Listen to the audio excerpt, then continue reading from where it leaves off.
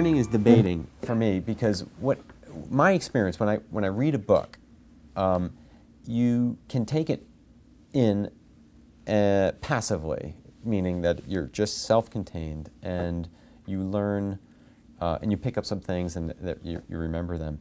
But there's the lessons that you can learn here from a book are amplified and become much more ingrained in your identity if you have someone to debate it with, if someone is on the opposite side, if the thing that you're learning is, whether it's controversial or it's a question of a trade-off, which for me ends up being some of the most interesting things. Like, for example, trust and loyalty. There are trade-offs that are, that you have between ideals, both ideal being good, but there's going to be a trade-off between them in life. And so I would say that the best learning happens when you get a group of people, not just one person reading a book on their own, but a group of people who are prepared to challenge each other and say, this is what I learned out of this book. I think that's wrong. That's a great place to either cement your original opinion or challenge it and actually throw it out. We start companies because we're on the edge, the innovative edge. These are building products that no one's done before.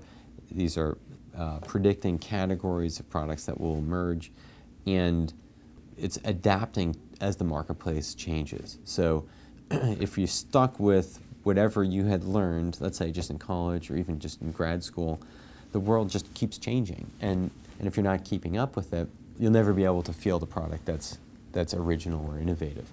But I think that's true in not just in entrepreneurial environments, but any environment. Because even the biggest companies are always dealing with new trends and the world that's changing very quickly.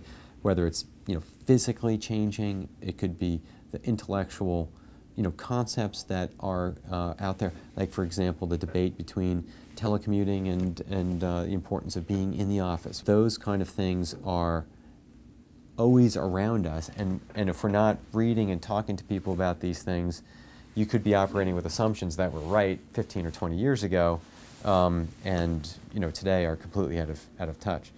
I would say one example for me, which goes back to not needing to be the straight A student all the time, not always needing to give the right answer every time, and that is being able to listen to the world, essentially learn from the world, learn from other people, and make sure that you're employing the wisdom of crowds, and it's not all about you, it's not egocentric, it's not you're the source of all the success.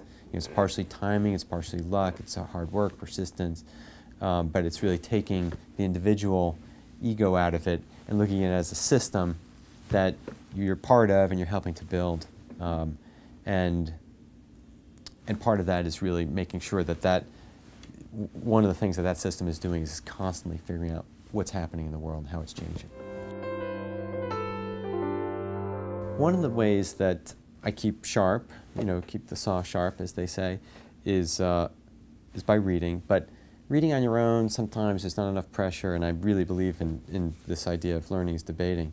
So I have a book club that I participate in and have for the last 4 years. It's between 12 and 15 people show up, most of the same people every month. Sometimes we get authors in, and after the famous book and the movie, we actually call the book club Fight Club, because we look for books that will generate some strong emotion either way. Some people hate books, and those are the best discussions we have. It could be a book that's very challenging, it could be too dense, it could be too philosophical, and what ends up happening, the discussions that we'll have are almost, the quality of the discussion is almost directly proportional to how much people hated the book. Now, I'm exaggerating because we only pick, good books like Marcus Aurelius, sometimes philosophy, but one of the recent books that I'm reading and I've learned is Stephen Johnson's Where Good Ideas Come From, which is our latest book.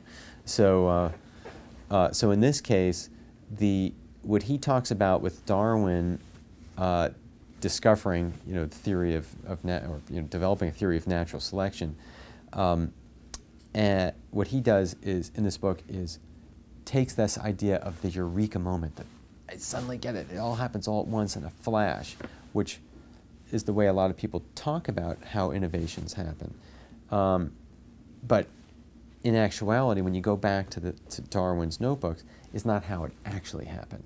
And that there's really this concept of the slow hunch, something that people are thinking about for months, sometimes years, waiting for the right opportunity in the world. In some cases, a hunch meets another hunch from another direction inside you or from another person. And when these hunches come together, they're sort of waiting out there, sleeping, and then when they come together at just the right moment, it actually bears fruit into something that could be as revolutionary as the theory of natural selection. So I would say that's one of the things I've learned most recently is just this dynamic of some innovations, or maybe the most important innovations, happen with slow hunches that are developed over years. Hi, I'm Russell Sarder, Chairman and CEO of Netcom Learning. Netcom Learning's purpose is to promote the values of lifelong learning.